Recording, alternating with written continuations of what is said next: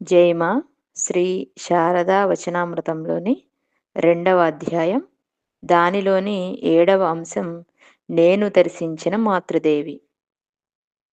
ఈ అధ్యాయం స్వామి గౌరీశ్వరానంద యొక్క స్మృతులను గురించి తెలియజేస్తుంది. మాతృదేవి వద్ద మంత్రదీక్ష తీసుకున్నారు గౌరీశ్వరానంద. పూర్వాశ్రమ నామధేయం రామ్మై.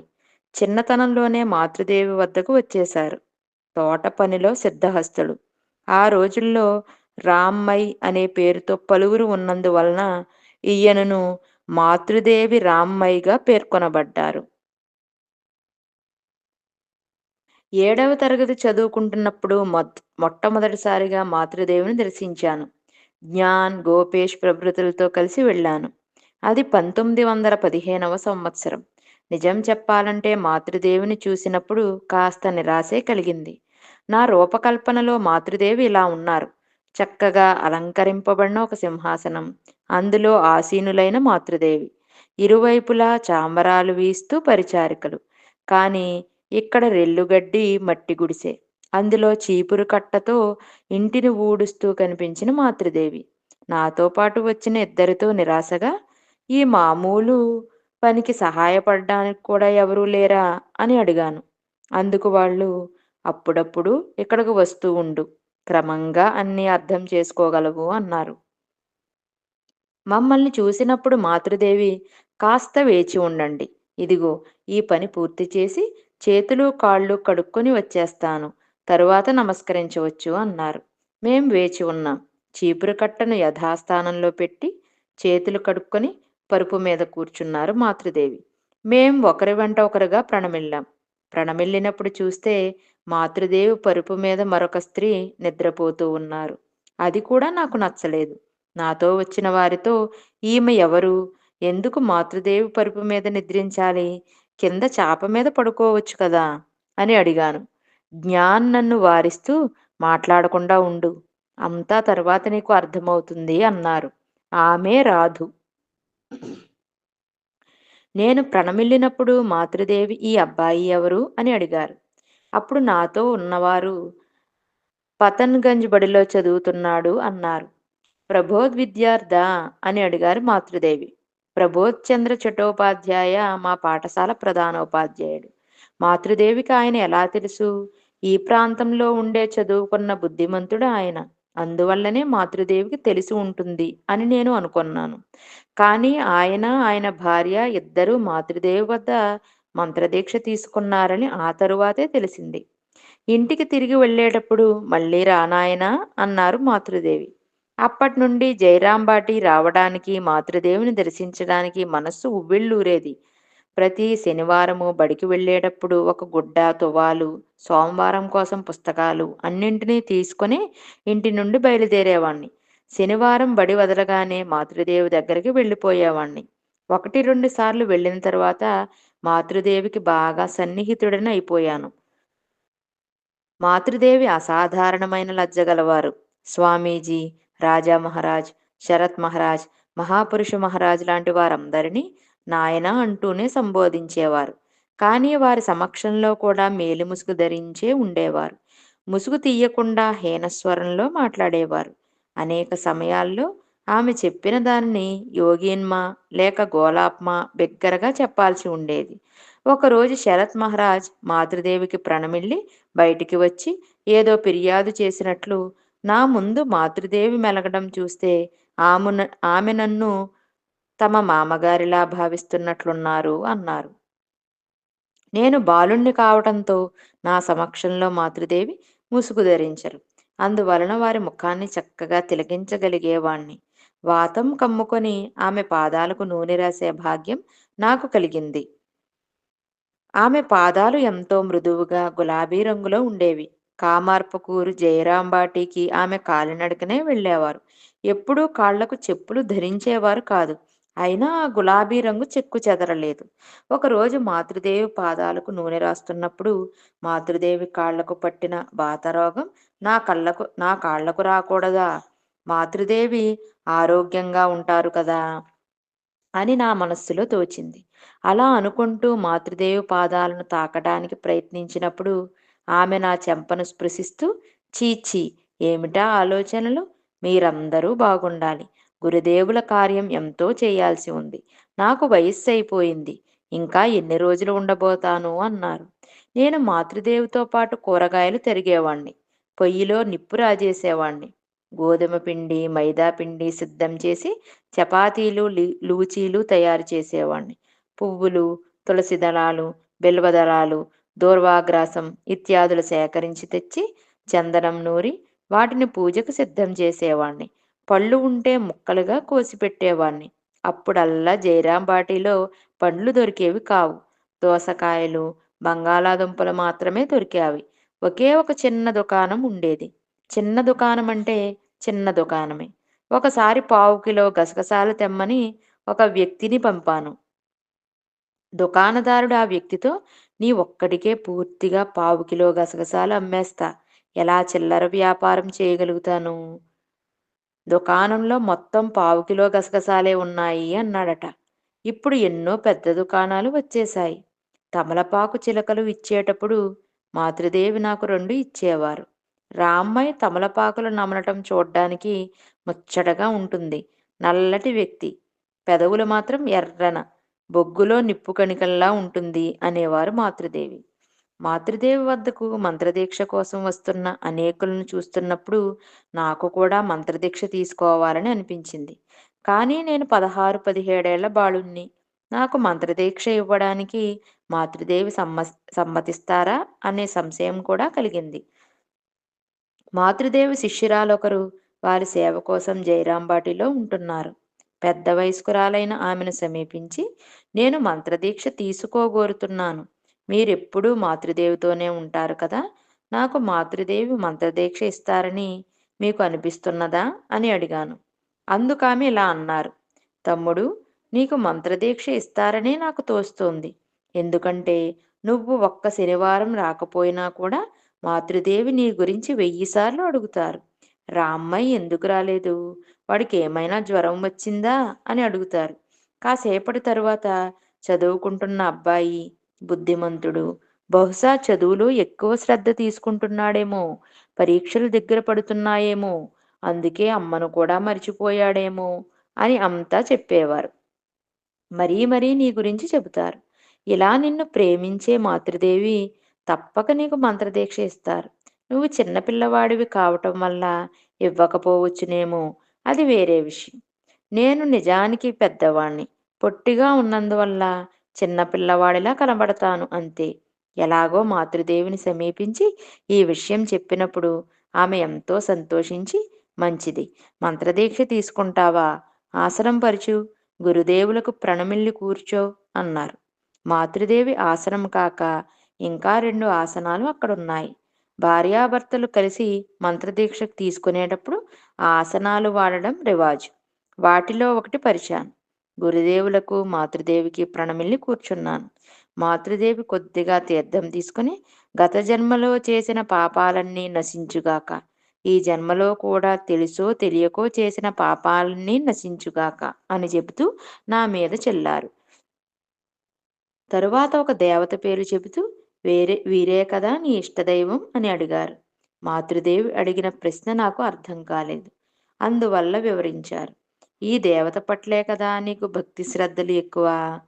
వీరినే కదా నువ్వు ఇతర దేవతల కంటే ఎక్కువగా ప్రేమిస్తావు. వీరి మంత్రాన్నే నీకివ్వనా? నేను, అమ్మా, మీరు చెప్పింది నిజమే.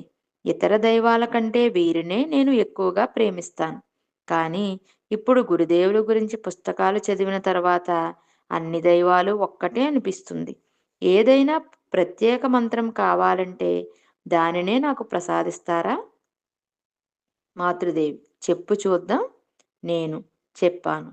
మాతృదేవి, ఈ మంత్రం ఇస్తే నీకు సంతోషమేనా? నేను, అవును.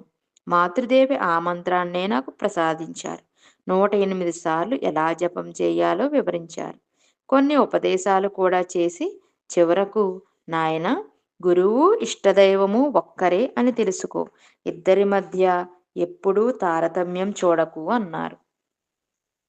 మంత్రదీక్ష అనంతరం దక్షిణ ఇవ్వాలని నాకు తెలియదు. నా జేబులో ఆ రోజు ఒక్క పైసా కూడా లేదు. ఇంట్లో భోజనం చేసి పాఠశాలకు పాఠశాల నుండి జైరాంబాటికి అంతా కాలినడకనే. అందువలన డబ్బు అవసరం లేదు. దక్షిణ గురించి మాతృదేవి కూడా నాతో ఏమీ చెప్పలేదు. మంత్రదీక్ష పూర్తయ్యాక మాతృదేవి పాదపద్మాల మీద చేతులుంచి ప్రణమిల్లాను. పాదాల మీద తలనుంచి ప్రణమిల్లవద్దని మునుపు మాతృదేవి నాకు చెప్పి ఉన్నారు. కానీ ఆ రోజు మాతృదేవి నాతో ఈరోజు పాదాల మీద తల ఉంచి నమస్కరించాలి. ఎందుకంటే ఇంతవరకు ఇంతవరకు తల్లిగా ఉంటున్నవారు గురువైనారు కదా అన్నారు. అన్నింటినీ మాతృదేవే నాకు నేర్పించారు. ఆమె సూచించినట్లే నేను ప్రణమిల్లాను. మాతృదేవి నా తల మీద వేసి తమ 2 చేతులను నా తల మీద వేసి నన్ను ఆశీర్వదించారు. తరువాత రా నాయనా, కొద్దిగా ఆహారం తీసుకుందాం, ఆలస్యమైపోయింది, ఆకలి కూడా వేస్తున్నది అన్నారు. నేను బయటకు వచ్చిన తరువాత జ్ఞాన్ నన్ను పిలిచి దక్షిణ ఇచ్చావా అని అడిగారు. ఇవ్వలేదు. ఎలా ఇవ్వను? నా జేబులో ఒక్క పైసా కూడా లేదు అన్నాను. వెంటనే జ్ఞాన్ తన జేబులో నుండి చేతి రుమాలు తీసి అందులో 1 రూపాయి, 50 పైసలు, 25 పైసలు, 2 అనాలు అంటూ ఉన్నదంతా నాకు అందించాడు. అంతా కలిపి 2.5 లేక 3 రూపాయలు ఉండవచ్చు. దానిని తీసుకెళ్ళాను. ద్వారం వద్దకు వెళ్ళేసరికి మాతృదేవి ఏం నాయనా అని అడిగారు. నేను డబ్బు చూపించాను. నీకు డబ్బు ఎక్కడిది అని అడిగారు. జ్ఞాన్ ఇచ్చాడు అన్నాను. సరే అంటూ డబ్బు తీసుకున్నారు మాతృదేవి. వారి పాదాల మీద తల నుంచి మళ్ళీ నమస్కరించాను. మాతృదేవి కూడా నా తల మీద చేతులుంచి ఆశీర్వదిస్తూ రా, ఇక భోజనానికి వెళదాం అన్నారు. కంచంలో మరమరాలు పట్టుకొచ్చారు. నాకు ఇచ్చారు. ఇద్దరము కూర్చుని తిన్నాం. మధ్యలో తమ కంచం నుండి మరమరాలు తీసి నా కంచంలో వేసి తిను నాయనా, తిను, పెద్దదాన్ని అయిపోయాను, దంతాలు కదులుతున్నాయి, నమలలేకపోతున్నాను అన్నారు. ఆమె ప్రసాదం కావాలని అనుకున్నాను. మాతృదేవి ఇచ్చారు. నేను యాచించకుండానే ప్రసాదించారు. కరుణామయి అయిన మాతృదేవి. తోట వేసి పెంచడం చిన్నతనం నుండే నాకు బాగా అలవాటు. ఇప్పుడల్లా ఎరుపు, తెలుపు, పసుపు, లేత ఎరుపు అంటూ గులాబీ చెట్లలో ఒక్కొక్క కొమ్మలో ఒక్కొక్క రంగు పువ్వుని పుష్పింపచేయవచ్చు. కానీ ఆ రోజుల్లో ఈ విధానం గురించి నాకు తెలియదు. జైరాం బాటిలో మాతృదేవి పూజకు ఒక్క పువ్వు కూడా లేకుండా పోయిన రోజులున్నాయి. అందువలన తులసీ దళాలు, దూర్వాగ్రాసం, బిల్వాలు, చందనం ఇత్యాదులు ఇత్యాదులతో పూజ చేసేవారు మాతృదేవి. భగవంతుడా, ఈరోజు ఒక్క పువ్వు కూడా దొరకలేదు. అందువలన వీటితోనే మీరు తృప్తి పడాలి అంటూ గురుదేవులతో చెప్పేవారు. నేను మాతృదేవి ఇంటికి సమీపంలో పుణ్యపుకూర్ తీరంలో ఒక తోట వేశాను. మల్లె, మందారం లాంటి మొక్కలను నాటాను. అవి పుష్పించినప్పుడు మాతృదేవి ఎంతో సంతోషించారు.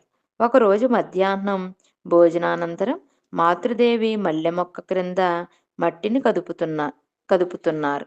అప్పుడు నేను వెళ్ళి, అమ్మా, ఇవన్నీ నేను చేస్తాను, మీరు చెయ్యకండి అంటూ ఆమె చేతిలో ఉన్న పారను తీసుకోవడానికి ప్రయత్నించాను. అందుకు మాతృదేవి, ఎందుకు? అన్ని పనులు నువ్వే చేస్తున్నావు. మల్లె పువ్వులు నాకు చాలా ఇష్టం కదా. మల్లె చెట్ల పూచే తరుణం వచ్చేసింది. అందుకే వాటికి నీళ్లు పోయడానికి పాదులు తీస్తున్నాను అన్నారు. సంపెంగ చెట్టుకు మొట్టమొదటిసారిగా పువ్వులు పూశాయి. పూజ కోసం కూడా ఆ పువ్వులను కోయనివ్వలేదు మాతృదేవి. రామ్మయ్య నాటిన చెట్టు పువ్వులు ఎలా వికసించాయో అతడు వచ్చి చూడని, అతడు తన చేతులతో వాటిని కోయని, తర్వాత వాటిని గురుదేవులకు సమర్పిస్తాను అని చెప్పారట. ఎంతటి ప్రేమ! నేను శనివారం వెళ్ళి ఆమెకు ప్రణమిల్లిన వెంటనే నా చెయ్యి పట్టుకుని తిన్నగా సంపెంగ చెట్టు వద్దకు తీసుకెళ్లారు. చూడు, నీ చెట్టు ఎంత చక్కగా పూసిందో, ఎంత చక్కని పరిమళం గుబాలిస్తూ ఉందో చూడు అన్నారు. పూలబుట్టను నాకు అందించారు. నేను పువ్వులను సేకరించి ఇచ్చినప్పుడు వాటితో గురుదేవులను పూజించారు. ఒకరోజు దబ్బ చెట్టును ఒకదానిని మాతృదేవి దగ్గరకు తీసుకెళ్లాను. ఒకరోజు దబ్బ చెట్టును ఒకదానిని మాతృదేవి దగ్గరకు తీసుకెళ్లాను. అందులో 7, 8 పండ్లు కూడా ఉన్నాయి. మాతృదేవిని దానిని చూసి ఎంతో సంతోషించారు. వీడి వివేకం చూడు, అంటుకట్టాడు. ఇప్పటికే అందులో పండ్లు కూడా కాశాయి అన్నారు. ఒకరోజు కాయలతో నిండిన ఉసిరి కొమ్మను తుంచి మాతృదేవికిచ్చాను.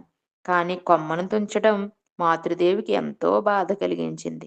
అందులోనూ ఉసిరి కొమ్మను విరగ్గొట్టడం ఆమె ఇష్టపడలేదు.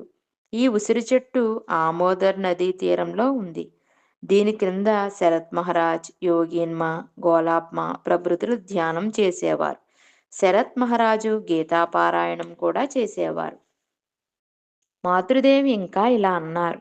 ఉసిరి చెట్టు కింద 33 కోట్ల మంది దేవతలు వాసం చేస్తారు. ఉసిరి చెట్టు కింద కూర్చొని ధ్యానం చేయటం ఎంతో ఫలదాయకం.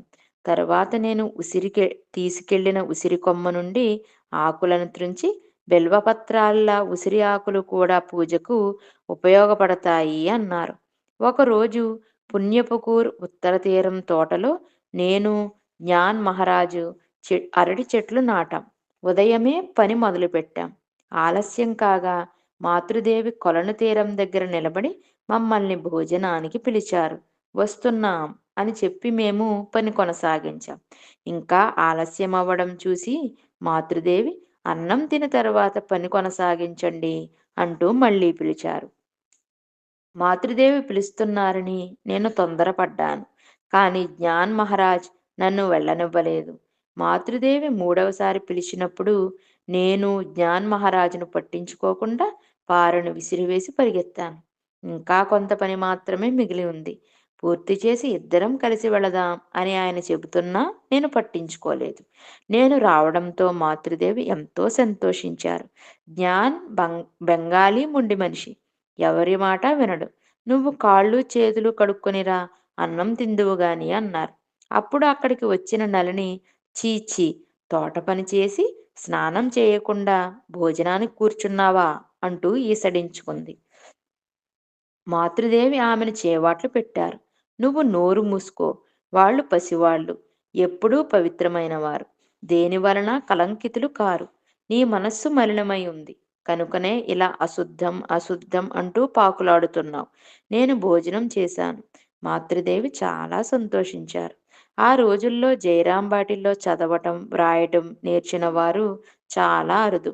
మొత్తం 2, 3 స్త్రీలు మాత్రమే వారి పేర్లను వంగ భాషలో వ్రాయగలిగినంత చదువుకున్నారు. బానర్జీ ఇంటి అమ్మాయి వచ్చింది. ఆమె కలకత్తా అమ్మాయి. గడియారానికి కీ ఇవ్వడం ఆమెకు తెలుసు అంటూ ఆమెను పరిచయం చేసేవారు మాతృదేవి. ఆమె దృష్టిలో ఎంతో వివేకవంతులైతేనే గాని గడియారానికి కీ ఇవ్వగలరు, లేకుంటే ఇవ్వలేరు. బిఏ, ఎంఏ చదివిన స్త్రీలను, చేతి గడియారం కట్టుకున్న స్త్రీలను మాతృదేవి చూసింది లేదు. లాంతరు దీపపు చిమ్నీని తీసి శుభ్రం చేయటం మాతృదేవికి తెలియదు. అవన్నీ నువ్వు చెయ్యి నాయనా, అందులో ఏవేవో ఉన్నాయి. వాటినన్నింటినీ తీయడం నాకు రాదు అని నాతో చెప్పేవారు. మాతృదేవికి చదవటం రాయటం అంతగా తెలియకపోయినా ఆధ్యాత్మిక విషయాలలో వారికున్న సూక్ష్మబుద్ధి ఆశ్చర్యపరిచేది. ఆధ్యాత్మిక విషయాలలో ఎలాంటి ప్రశ్నకైనా సమాధానం ఇవ్వకుండా ఉన్నది లేదు. చదువుకున్న సన్యాసులు అనేకులు మఠంలో ఉన్నారు. వారినడిగి తెలుసుకోండి అని చెప్పింది కూడా లేదు. ప్రశ్న ఎలాంటిదైనా సమాధానం సూటిగా వచ్చేది. ఆ సమాధానంతో అక్కడున్న అందరి సందేహము నివృత్తి అయ్యేది. కొన్ని సమయాల్లో మాతృదేవిని పలువురు అడిగే ప్రశ్నలు ఆ వయస్సులోనే నాకు అర్థమయ్యేది కాదు. అలాగే మాతృదేవి సమాధానాలు కూడా నాకు అర్థమయ్యేవి కావు. కానీ ప్రశ్న అడిగిన వారు మాతృదేవి సమాధానంతో ఎంతో తృప్తి చెందేవారు. ఉద్బోధన్, తత్వమసి లాంటి పత్రికలు మాతృదేవికి రావడం కద్దు. ఉద్బోధన్ రాగానే శరత్ రాసిందేమైనా అందులో వచ్చిందా అని అడిగేవారు. ఏదైనా ఉంటే దానిని చదవమని చెప్పి వినేవారు. ఒకసారి తత్వమంజరిలో ఒక సంస్కృత స్తోత్రం అచ్చేయింది. దానిని చదివినప్పుడు అందుకు అర్థం ఏమిటని అడిగారు. దేశికేంద్రం లాంటి పదాలకు అర్థం నాకు తెలియదు. పక్కన నిఘంటువు కూడా లేదు. అన్ని పదాలు నాకు అర్థం కాలేదు. ఎవరైనా పండితులను అడిగి చెబుతాను అన్నాను నేను. కానీ మాతృదేవి పర్వాలేదు, నీకు తెలిసింది చెప్పు, అది చాలు అనేవారు. చిన్న చిన్న విషయాల్లో కూడా మాతృదేవి ఎంతో జాగ్రత్త పడేవారు. ఒకరోజు నేను విస్తళ్ళు వేస్తున్నాను. విస్తళ్ళ మీద కొద్దిగా నీళ్లు చల్లి వాటిని విదిలించి విస్తళ్ళు పరిచాను. అప్పుడు మాతృదేవి, ఇవి పిల్లలు భోజనం చేసే విస్తళ్ళు కదా, చక్కగా కడుగు, లేకపోతే దుమ్ము ఉంటుంది. నాకు శక్తి ఉన్నంత దాకా ఒక్కొక్క విస్తరి కడిగి తుడిచేదానను అన్నారు. ఒకరోజు ఆసనాలు పరుస్తున్నాను. తమ గది నుండి గమనిస్తున్న మాతృదేవి తిన్నగా లేదు అన్నారు. నేను అటూ ఇటూ కొద్దిగా మార్పులు చేశాను. ఇప్పుడు కూడా తిన్నగా లేదు అన్నారు. ఎక్కడ తప్పు చేస్తున్నానో నాకు తెలియలేదు. మాతృదేవి స్వయంగా ఒక్కటొక్కటిగా సరిదిద్దారు. ఆ తరువాత ఒక చోట నుండి నిలబడి చూస్తే అవన్నీ ఒకే వరుసలో ఉన్నట్టు తెలుసుకున్నాను. ఒకరోజు కాశీ నుండి ఒక సాధువు ఒక పెద్ద బిల్వఫలం తెచ్చాడు. మాతృదేవి దానిని తమ మంచం కింద ఉంచారు. నళిని ఇంటి వసారాలో కూర్చొని మాతృదేవితో కలిసి నేను కూడా కూరగాయలు తరుగుతున్నాను. తరిగిన తర్వాత మాతృదేవి నాతో మంచం క్రింద ఉంచిన బిల్వఫలాన్ని తెమ్మన్నారు. అంత పెద్ద బిల్వఫలాన్ని నేను చూసింది లేదు. అందువలన మంచానికి క్రింద ఉంది గుమ్మడికాయ అనుకుని, మీ మంచం కింద బిల్వఫలం లేదమ్మా అన్నాను. నేనే ఉంచాను. అది ఎక్కడికి పోతుంది? బాగా వెతికి చూడు అన్నారు. అవునమ్మా, ఒక గుమ్మడికాయ ఉంది అన్నాను. మాతృదేవి పెద్దగా నవ్వుతూ, సరే, ఆ గుమ్మడికాయనే తీసుకురా అన్నారు. నేను చేతిలోకి తీసుకున్నప్పుడు అది బిల్వఫలం అని తెలుసుకున్నాను. అప్పుడు మాతృదేవి పడి నవ్వసాగారు. ఒకరోజు మాతృదేవి పెట్టెలో ఉన్న గుడ్డలను బయటకు తీసి ఎండలో ఆరవేశాను. చిరిగిపోయిన అస్సాం పట్టు వస్త్రం ఒకటి అందులో ఉంది. దానిని తీసి మాతృదేవికి చూపిస్తూ, అమ్మా, ఇదిగో, ఇది చిరిగిపోయింది. దీనిని పారవేయనా అని అడిగాను. మాతృదేవి నన్ను వారిస్తూ, వద్దు నాయనా, చాలా ప్రేమతో నా కుమార్తె ఇచ్చింది. చాలా రోజులు దానిని ఉపయోగించాను కూడా అన్నారు. ఆ అమ్మాయి సోదరి నివేదిత.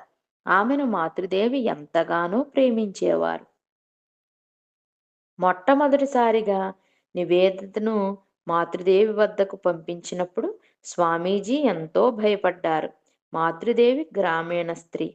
అందువలన నివేదితను మ్లేచ్ఛ స్త్రీ అంటూ దూరంగా ఉంచేస్తారేమో అని అనుకున్నారు. మాతృదేవికి ఆంగ్ల భాష రాదు.